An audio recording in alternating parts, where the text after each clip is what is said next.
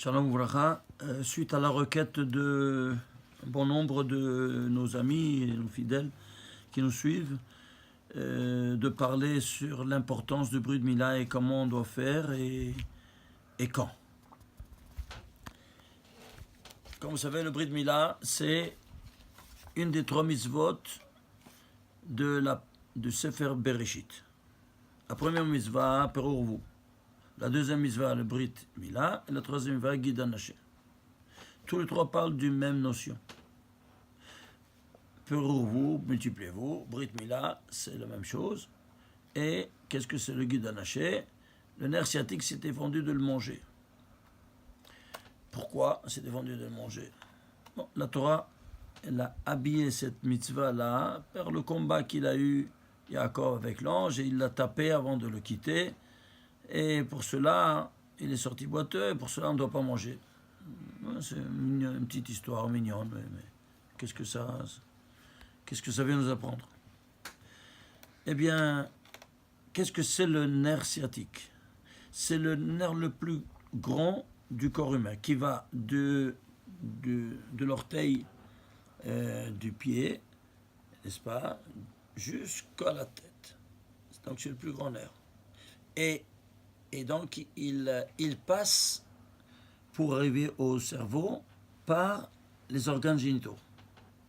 Alors c'est une autoroute qui sera imbibée de toutes les sensations bestiales.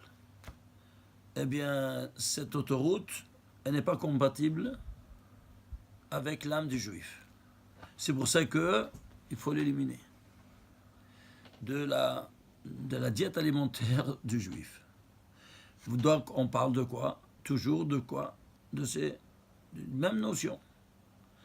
Et la pureté conjugale et la pureté des mœurs. Et qui vient à travers ces 3. Eh bien, tout le Sefer Bereshit, c'est le début. Bereshit, c'est quoi? Au commencement. Eh bien, toutes les 600, combien on a 613 mitzvot? Tous les 610 autres mitzvot, elles sont reparties dans la Torah d'une manière plus ou moins homogène. Mais 3, ces 3 fondamentales, le point de départ du juif, du judaïsme et de tout, c'est quoi? La pureté conjugale, la pureté des mœurs. Sans cela, un Bereshit. Tout comme dans la Torah, il n'y a pas de Bereshit, il n'y a pas de commencement. Tu ne commences même pas. Alors, il faut voir maintenant quand est-ce qu'on doit faire le Brit Mila. Avant tout, Brit Mila. Les initiales, c'est quoi? 42, bête et même. 2 plus 40, 42. C'est quoi? Eh bien, le très saint nom divin avec lequel le monde a été créé, Anabekor, comme tout le monde connaît, que Rabbi Yochanan ben Akana, il a fait une prière en 42 mots, il les a mis ces 42 lettres en initiale, et quand tu dis cette prière en 42 mots, tu as évoqué, parce qu'on ne peut pas le prononcer, c'est l'imprononçable nom divin, Shem Forash, de 42 lettres, tu l'as évoqué dans ta pensée, en extrapolant dans ta tête ces 42 lettres, tu l'as évoqué. Alors c'est pour ça qu'à la fin, tu vas dire, Baruch Shem Kevod Machoton Amvaed. C'est clair. Ceci étant dit, ce nom divin, on va te le mettre où ça? Avec le Brit Mila. Pourquoi? Parce que Dieu crée, toi tu procrées. Donc tu deviens associé d'Akadosh Baruch Hu. Et le nom de 242, c'est celui qui a créé la matière. Il a formé l'homme en golem, et après, il va y parler à Pav Nishmatraim, comme on l'avait déjà dit l'autre fois. Il lui a insufflé un souffle de vie. Donc, le nom de Dieu, Yud Kevavke, à la valeur 26, c'est l'esprit. Et la matière, c'est ce nom 42 qui se trouve maintenant dans le Brit Mila. C'est clair? Alors, ceci étant dit, dans la première mitzvah. Alors, quand il est né, maintenant il s'agit de savoir avant tout, à quelle heure? Quand on doit? Pourquoi au 8e jour? Pourquoi au 8e jour? Le Zohar nous dit que si toi tu reçois un Shabbat dans ta vie, alors je me dévoile à toi. Parce que la dialectique des chiffres, elle est bien simple. 6, la symbolique de la matérialité, en 6 jours le monde a été créé. Matériel. 7, spirituel, le Shabbat. Donc c'est la dimension spirituelle qui vient après. 8, le dévoilement divin qui se fera une fois que tu as reçu dans ta vie un Shabbat. Alors forcément, au 8e jour, tous les gosses ont passé forcément un Shabbat dans leur vie. Alors Dieu se dévoile à lui. Voilà donc que vous voulez voir quand Dieu s'est dévoilé au Chanukah Mishkan à l'inauguration du sanctuaire, c'était Parashat Shmini. Pourquoi on l'appelle Parashat Shmini? Parce que c'est le 8e jour. De quoi? De la préparation à Chanukah Mishkan. Et c'était Rosh Chodesh Nissan. Et le Kohen Gadol, il avait 8 habits. Le Mashiach, il a 8 noms. Non, ça c'est une symbolique qui s'étend vraiment à tous les niveaux. Donc, 8 dévoilements divins. Alors il se dévoile maintenant au gauche. Mais quand? Au 8e jour. À la première heure du 8e jour, il est. Oui, mais tant que tu as le prépuce, l'impureté corporelle, il ne peut pas se dévoiler à toi. Seulement quand toi tu enlèves, il se dévoile. Alors, on a l'intérêt à faire le brit à la première heure de la 8e journée et pas à 10 heures ou l'après-midi bar minan. Parce que qu'est-ce que tu fais?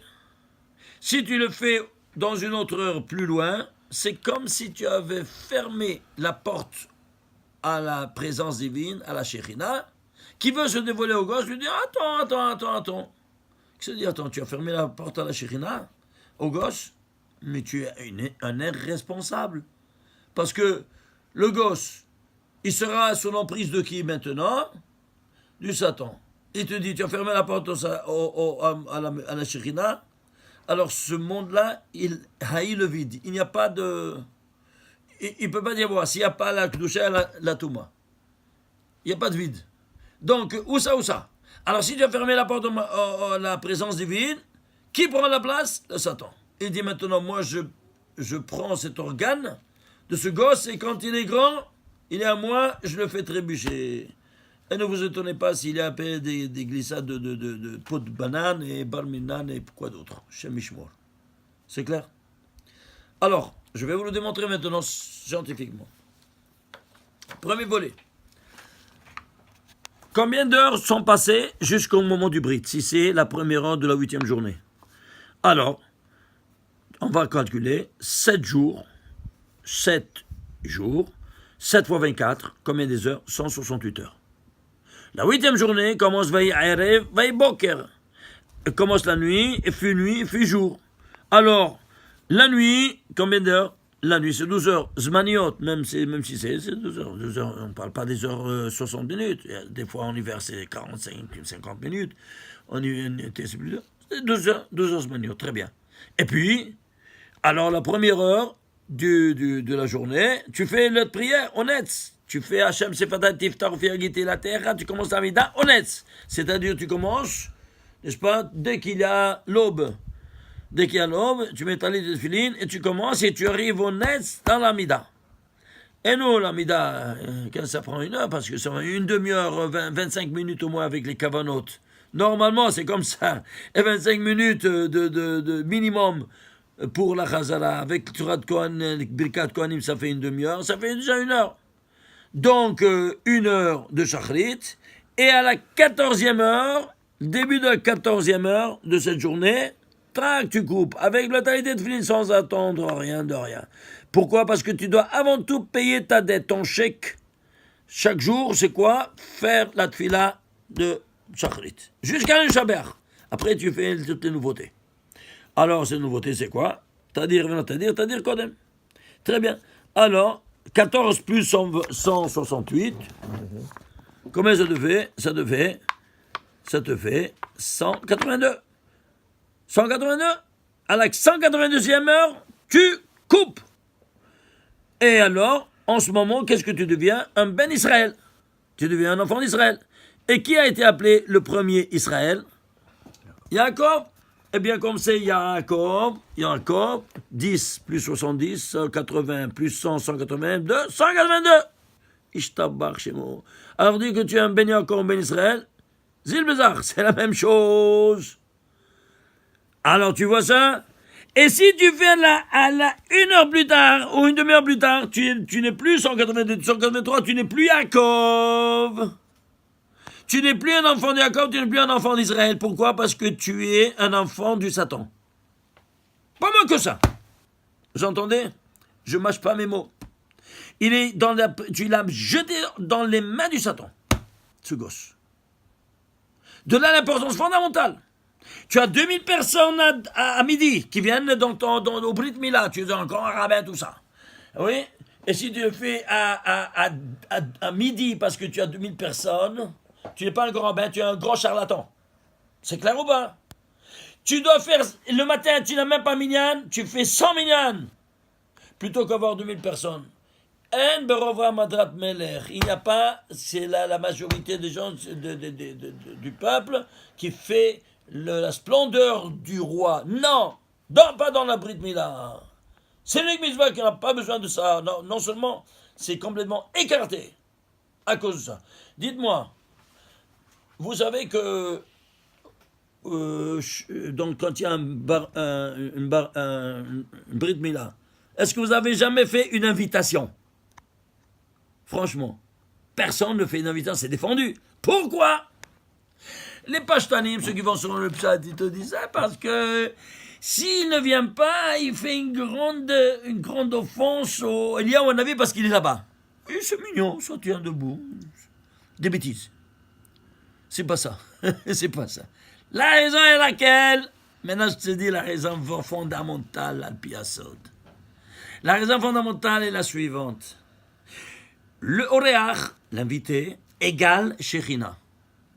Quand toi tu as un invité qui vient chez toi, tu peux te mettre les habits du Shabbat. Tu fais sortir le verre du Kiddush et le vin même du Kiddush. Tout, pourquoi? Parce que tu as un invité, tu as la Shechina comme le Shabbat c'est la Shechina, qui rentre chez toi à la maison. Alors, tu dois le recevoir avec le plus grand honneur. Ici, si tu as fait une invitation, et lui il est en retard, il y a un bouchon, tu dois maintenant attendre la Shechina parce que tu l'as invité. Et il n'est pas encore venu, mais tu l'as invité sur le compte de qui? De ton fils, qui s'il y a un retard, qui c'est qui paye le retard? C'est ton fils. Tu es un Hassid choté, tu es un abruti diplômé, pas un Hassid, tu es un charlatan. Pourquoi tu as mis, tu fais les intérêts d'avoir des invités et pas de ton fils? L'unique fois dans toute l'année, de toute ta vie même, que tu dois te lever au Netz, c'est le jour du Brit Mila. Tu t'imagines? Dors, reste tranquille, prie en dehors du Netz. Mais le jour du Brit de ton fils, tu dois ne pas dormir la nuit. pour être honnête, le Mohel, il va venir ou bien on attend. Eh bien, si le Mohel, il ne prie pas avec toi, qu'il n'y a pas de bouchons, qu'il n'y a pas de retard, ne le prends pas. Ça, c'est la condition sine qua non. C'est clair ou pas? Voilà. Alors, ceci étant dit, je te démontre maintenant qu'est-ce qui se passe. Quand il est né un gosse, on fait le... Tizke l'achniso, que tu sois méritant, l'achniso beverito chez l'Abraham Avinu, dans le bac de Abraham Avinu, berito bismano. On lui dit pas, t'es gadol, non, avant tout, qu'il rentre dans le brimé après, tu lui dis, qu'il soit grand dans la Torah, dans les Hachamayim, etc. Tous les autres. Mais entre-temps, tu dois lui dire quoi? Chez Tizke, que tu sois méritant de le faire entrer dans le brit d'Avraham Avinu, Be'ito, c'est un pléonasme. C'est quoi Be'ito? À son instant et à son temps. C'est un pléonasme. Non, oui, mais il y a deux notions différentes. Be'ito, à l'instant, lequel? Du 8e jour. Quel instant? Juste après le Netz, à la 14e heure. Ça, c'est l'instant. Qui c'est qui se présente? La Shechina. Tu veux voir? Je te le démontre. Aet, c'est l'instant. Aito, son instant. Je prends le Aet. Qu'est-ce que c'est Aet? Bien, allons calculer comme c'est un tav. Ne c'est pas 470, non. C'est, puisque Aet, c'est l'instant, et le vecteur temps est un vecteur cumulatif linéaire, alors tu vas prendre les valeurs cumulatives des lettres Aet linéairement. C'est-à-dire, Ain, tu prends Alebet, Gimel, Dalet, Hey, Vav, Zain, jusqu'à Ain. Et tu fais le total. Tav, tu prends de Aleph jusqu'à Tav. C'est clair? C'est clair? Alors tu fais le total. Combien ça te fait? Ça 325 plus 1425, ça te fait combien? 1820. Et c'est quoi? 1820 dans toute la Torah. il y a 1820 fois le nom de Dieu qui est cité dans la Torah. Lequel? Yudke Vavke. Le Shema Monai. 1820 fois. Et ils sont tous présents dans cet instant qui viennent recevoir. Toute la miséricorde divine vient recevoir maintenant ce gauche, n'est-ce pas, au sein de Am Israël. Vous vous rendez compte qu'est-ce que ça vient à cet instant-là? Et alors, tu deviens Ben Yaakov. Yaakov, c'est 182. Le Maaser de 1820. Je t'embarque chez moi. Et pourquoi? Parce que chacun de nous, c'est un Maaser. Et pourquoi? Parce que le Brit, c'est la Atara qui se dévoile, c'est la 10e Séphira. Ça, c'est maintenant au niveau métaphysique. On va le voir bientôt maintenant ici. C'est clair? Troisième preuve, cette fois-ci scientifique.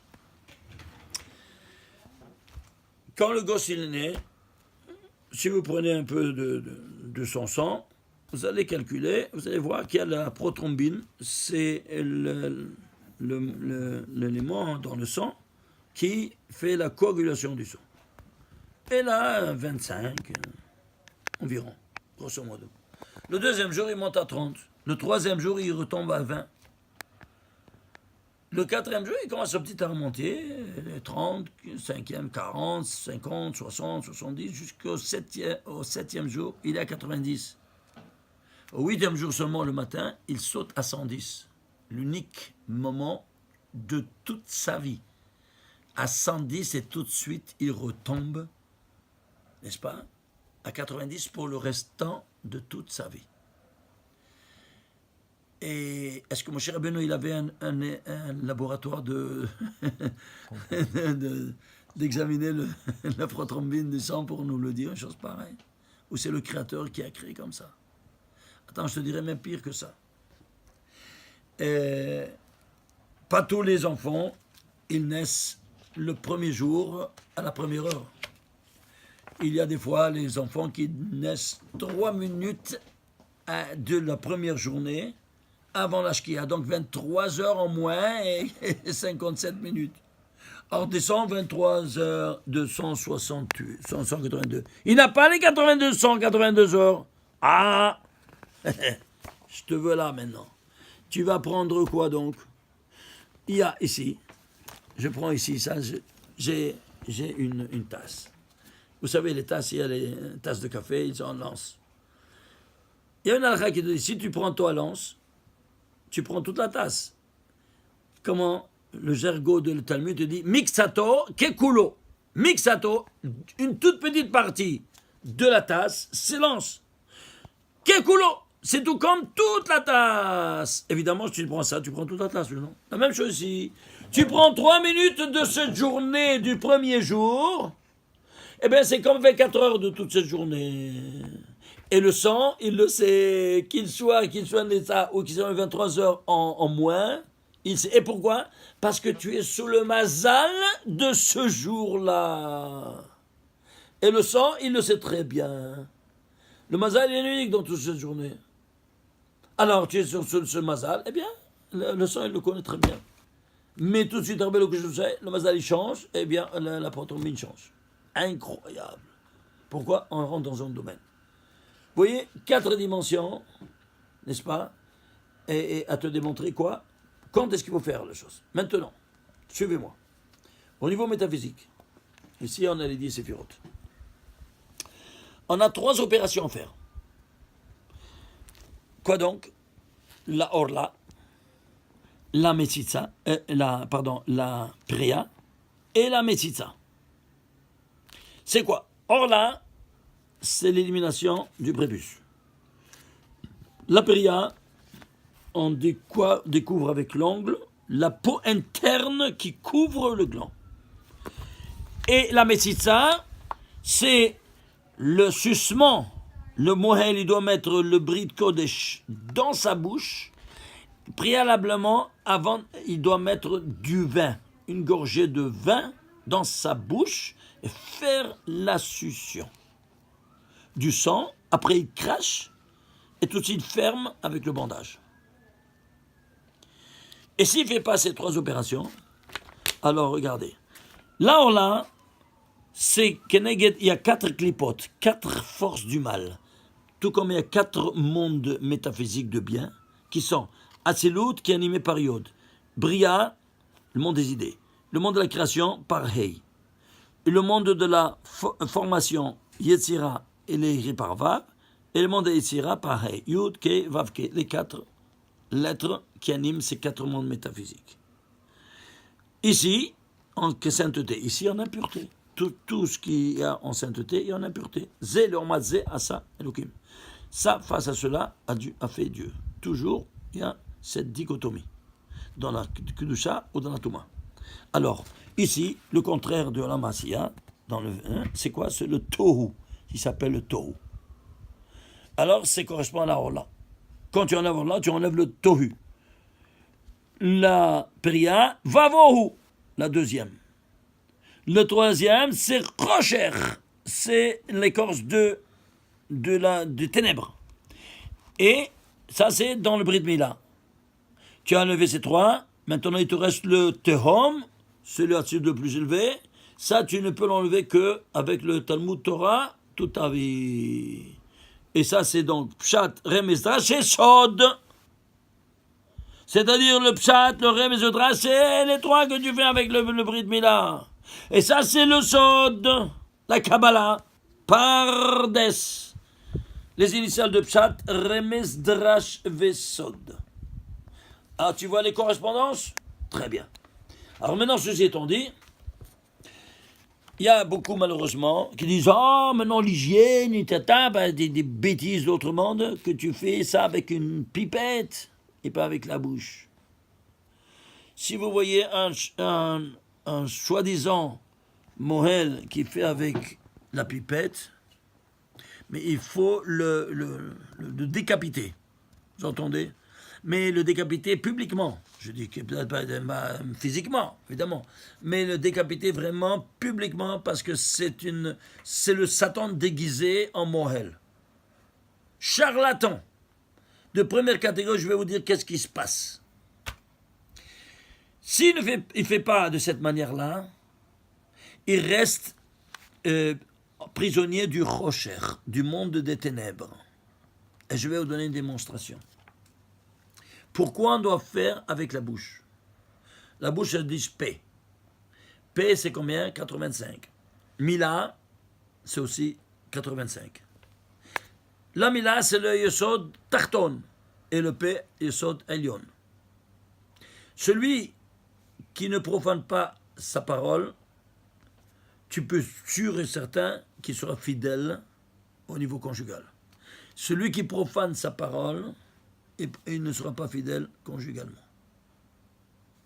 Le rapport, il est direct.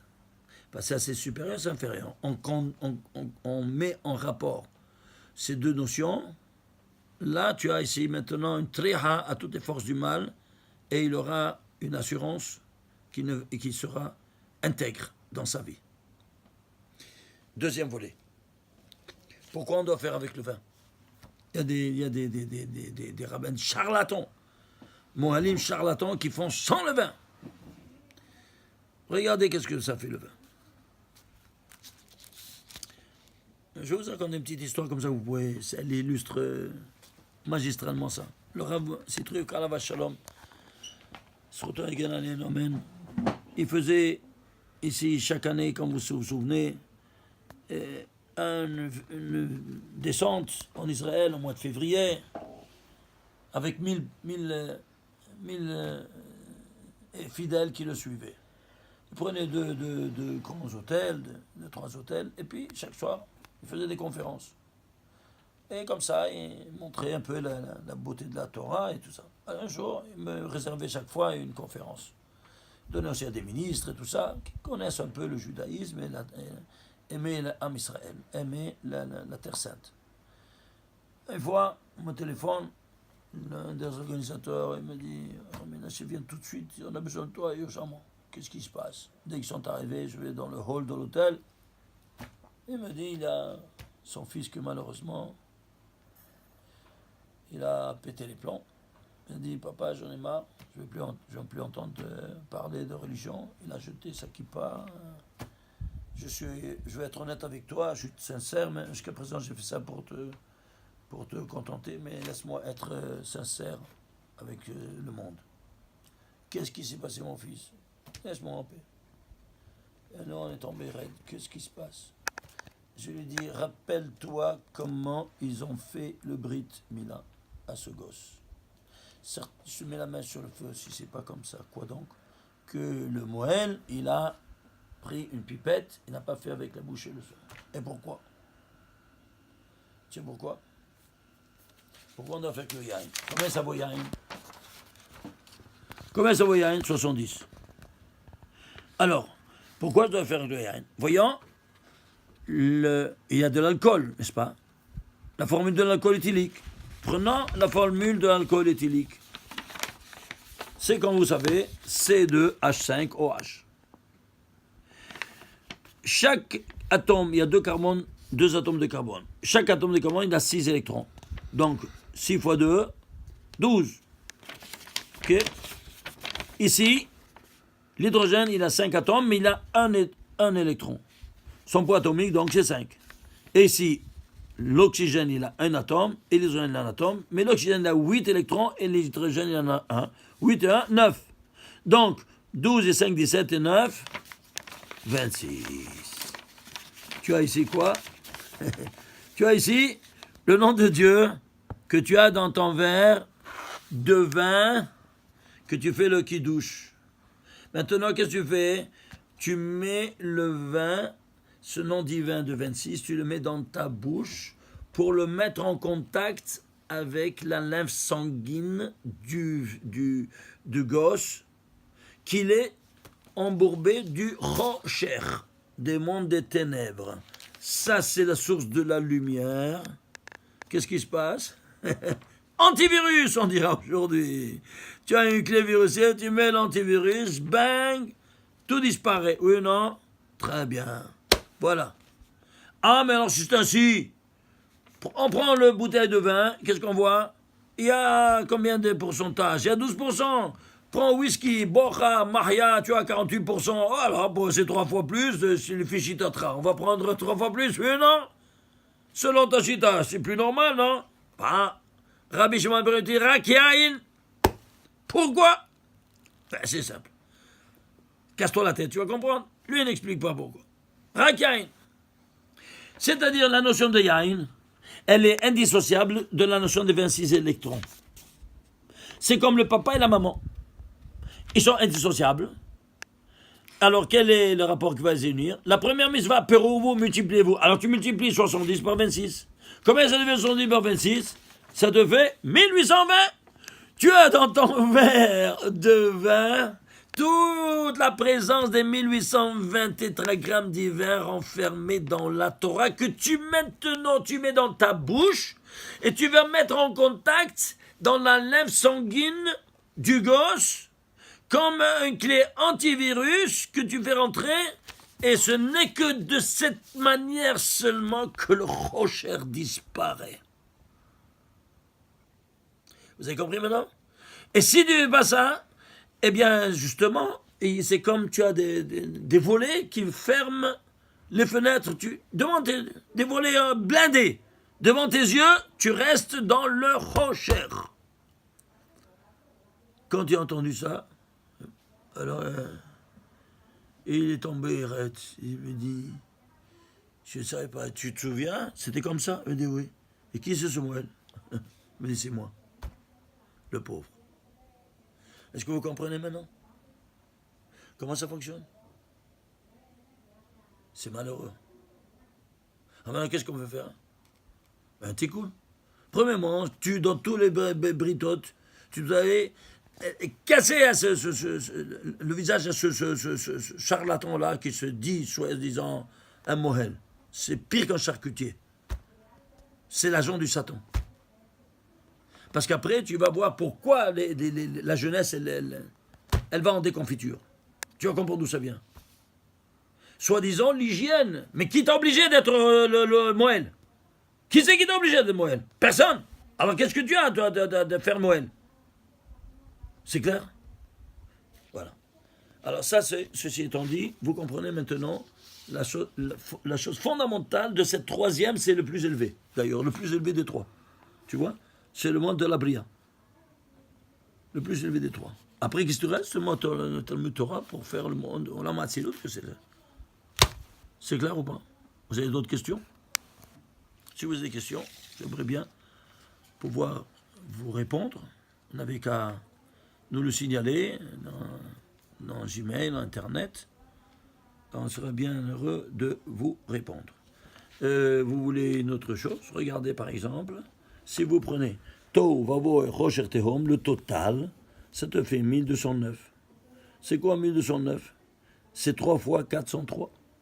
C'est quoi 3 fois 403? Qu'est-ce qui fait le contrepoids de tout ça? Le Brit Mila, mais c'est pas suffisant. Il te faut mettre le Talmud Torah. Et c'est pas suffisant. C'est-à-dire quoi? Le Talmud Torah, il te fait quoi? Le couronnement de toute ta vie. Et qu'est-ce que le couronnement de la personne? Le Tefillin.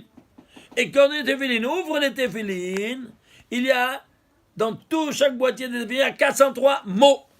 Ah, tu as 3 paires de Tefillin, tu dois mettre le matin Rashi Rabbenutam et Amincha Shimusha Rabba, 3 fois 403, 1209, j'bang, le knockout à tous ces 4 forces du mal. À travers quoi? Ce couronnement-là. Et où tu les mets? Dans la tête, afin qu'ils ne te prennent pas ta tête. Parce que tu as mis déjà, quoi donc? Des manettes sur ta tête. Que tu ne vas pas pouvoir, quoi donc? Tu es entouré de la Kedusha. Alors les forces externes, elles ne peuvent pas rentrer. C'est pour ça que ça s'appelle Magen. C'est quoi Magen Abraham? Magen. Combien ça fait Magen? 93, Magen. Bouclier d'Abraham. Et c'est quoi 93? C'est 3 fois 31. Pourquoi? Eh bien, ces 403 mots sont inscrits, rédigés en 31 versets. Alors, 3 fois 31, Rashi Rabbeinu Tam Shim Sharba, 93. Ça, c'est la Magen. Oh là là, il y a tellement de choses à vous montrer que vous n'avez pas une idée. Je ne sais pas d'où commencer. Bon, on a dit les choses essentielles que vous devez savoir. Si vous voyez dans un Brit Mila un qui fait ça, faites attention parce qu'il y a beaucoup de charlatans qui, soi-disant, au nom d'hygiène, hein, et ils parlent au nom de l'hygiène alors que ce sont des agents directs du Satan, je le répète une fois de plus. Shalom Aleichem et Shabbat Shalom et Besorot Tovot pour les nouveau-nés.